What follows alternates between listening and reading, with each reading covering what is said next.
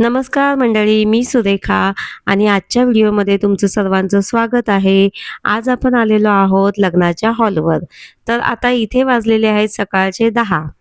तर थोड्या वेळानेच इथे आता साखरपुडा आणि हळदीचा कार्यक्रम होणार आहे. लग्नाचा मुहूर्त दुपारी 3:30 वाजता आहे.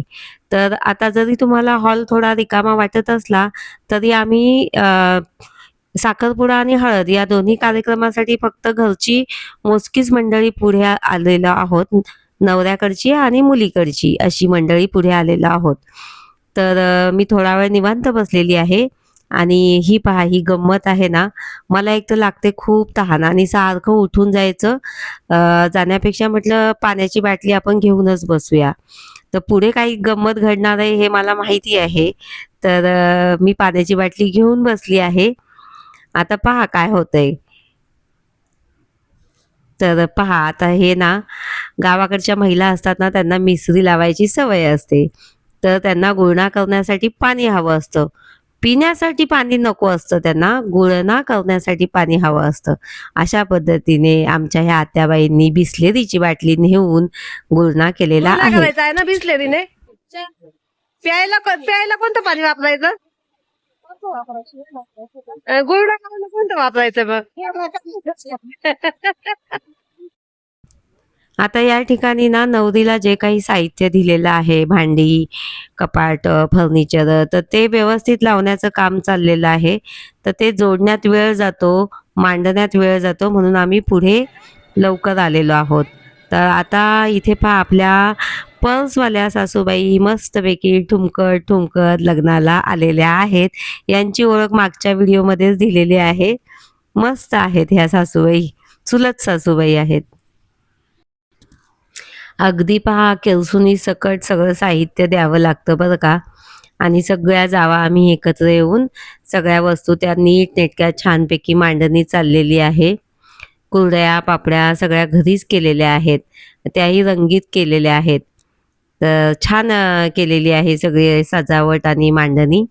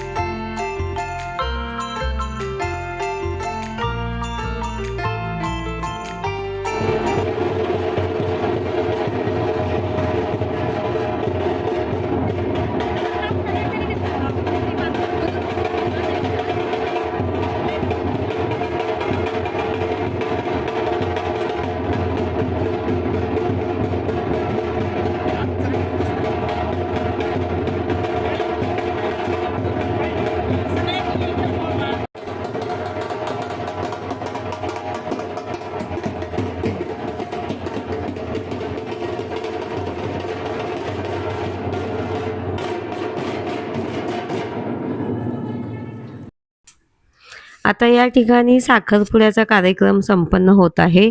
सकाळचे 11 वाजलेले आहेत. तिन्ही कार्यक्रम एकाच दिवशी होऊन सुद्धा अतिशय व्यवस्थित आणि शांततेत कार्यक्रम पार पडला. कोणतीही घाई गडबड झाली नाही. हे विशेष वाटलं. कारण एरवी खूप धावपळ आणि गोंधळ, गडबड, घाई असं काहीतरी वातावरण होत असतं लग्नामध्ये. पण तिन्ही कार्यक्रम एकाच दिवशी करून सुद्धा अतिशय शांततेत आणि छान कार्यक्रम पार पडला. आता साखरपुडा झाल्यानंतर ना लगेच जेवणाच्या पंक्ती सुरू केल्या होत्या आणि दिवसभर ह्या पंगती चालू होत्या. यामुळे झालं काय की लग्नाच्या जेवणाच्या हॉलमध्ये जास्त काही गडबड गोंधळ झाला नाही आणि सगळ्यांना निवांतपणे पोटभर जेवता आलं. आता ही आमच्या घरामधली ना सगळ्यात मोठी मंडळी आहेत बरं का. दिसायला छोटी आहेत पण मोठी आहेत आणि तिघे आहेत. त्यातले दोघे जण जेवतायत पण तिसरा रुसून बसला आहे. त्याला काहीतरी खिचडी हवी होती कारण त्याला कळालं की आज एकादशी आहे. आता इथे ना नवरा नवरीची हळद आलेली आहे. तर ही हळद अशी नाचत, गाजत, वाजत, मिरवत त्यांच्यापर्यंत घेऊन जायची आहे.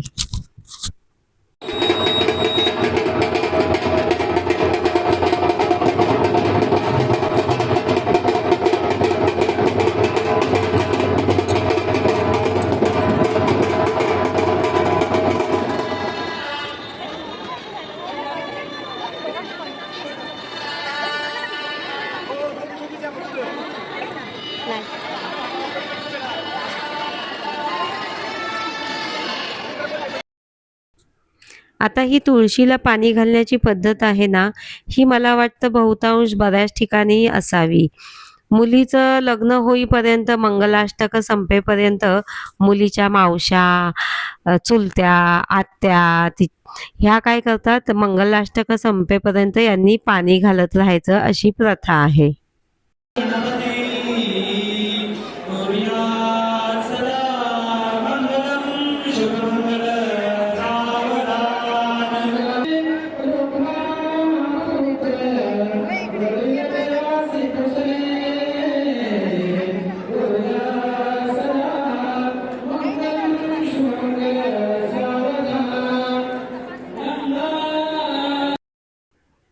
आता ही पहा, हॉलमध्ये एवढी गर्दी जमा झाली आहे ना, सगळी लोकं आलेली आहेत आणि आमंत्रणाला मान देऊन आलेली आहेत.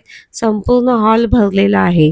आमंत्रणाला मान देऊन यासाठी म्हणते, कारण की इतका कडक उन्हाळा आहे ना, की आम्ही सुद्धा जास्त पत्रिका छापल्या नव्हत्या.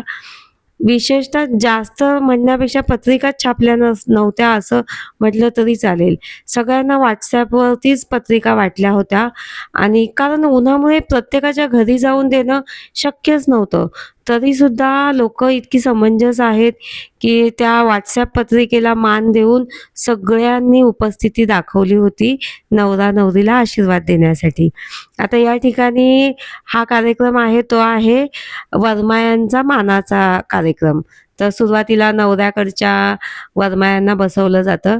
तर या वरमायांमध्ये असतात आत्या, मावश्या, माम्या, चुलत्या अशी सगळ्या ज्येष्ठ महिला मंडळी ज्या काही असतील नात्याने त्या असतात. त्यांना हळदी-कुंकू लावून त्यांची खणा नारळाने ओटी भरायची असा तो मान-पान असतो. आणि नवऱ्याकडच्या महिलांचा हा कार्यक्रम झाला, की ह्या बाजूला नवरीकडच्या महिला बसतात. तर त्याआधी ना आमच्याकडे पद्धत आहे डोक्यामध्ये कुरडया फोडायची. तर सगळ्यांच्या डोक्यामध्ये कुरडया फोडल्या गेल्या आहेत.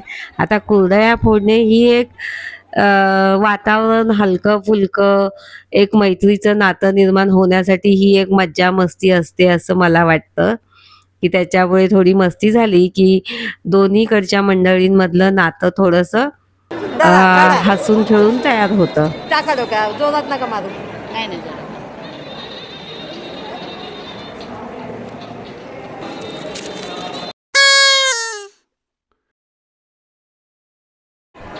आता गंमत अशी झाली होती ना, की नवऱ्याकडच्या महिलांच्या डोक्यामध्ये कुरडया फोडल्यानंतर आमच्या महिलांनी कुरडया लपवून ठेवल्या होत्या.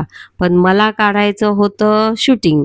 त्याच्यामुळे मी काय केलं, गपचूप कुरडया नवऱ्याकडच्या महिलांना नेऊन दिल्या. तर त्यांनी सुद्धा काय केलं, पहिल्या कुरडया माझ्याच डोक्यात फोडल्या.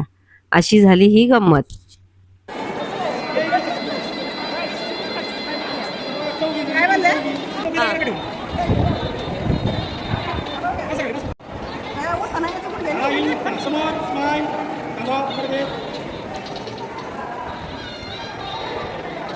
नाव कसं आहे तुझी? मला सांग तुमचं नाव काय आहे? चैताली. आणि तुमच्या गावाला काय काय आहे मला सांग. तुमच्या शेतात काय काय असतं?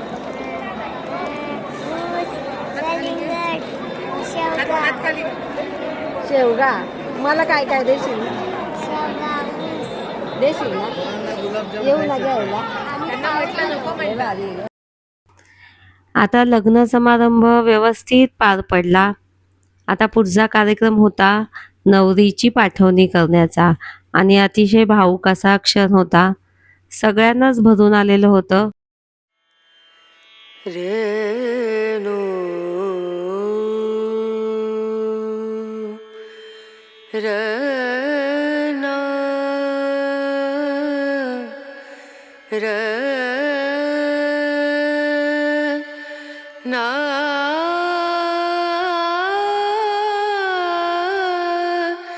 ना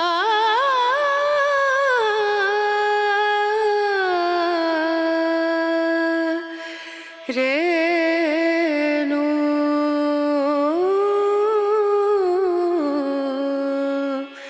रे नो.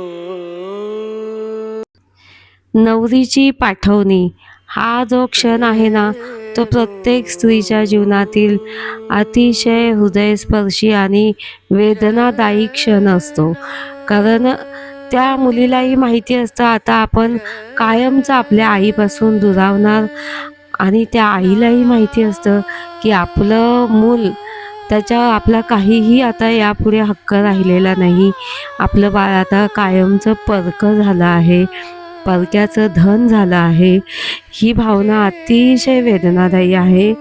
कारण 9 महिने पोटात सांभाळलेलं असतं, इतकी वर्ष तिला सांभाळलेलं असतं आणि ह्या वेदनादायी हृदयस्पर्शी भावनेतून स्त्रियांना जावं लागतं.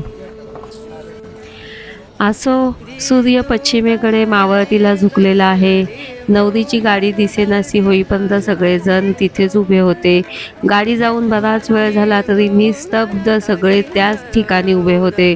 कोणालाही काही शब्द सुचत नव्हते. सगळे शांत एका जागी उभे होते.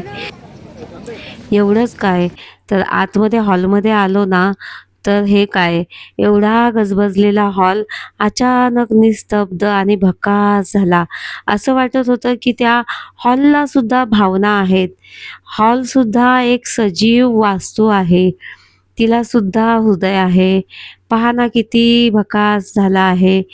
जसं काही तो सुद्धा आमच्या ह्या भावनेमध्ये सहृदय सहभागी होता. सगळ्या रिकाम्या खुर्च्या आणि त्या कशा वाटत होत्या अगदी. तर असो मंडळी, आजचा हा व्हिडिओ कसा वाटला मला कमेंटमध्ये नक्की सांगा. तुमच्या कमेंटमुळे मला अजून छान वाटेल.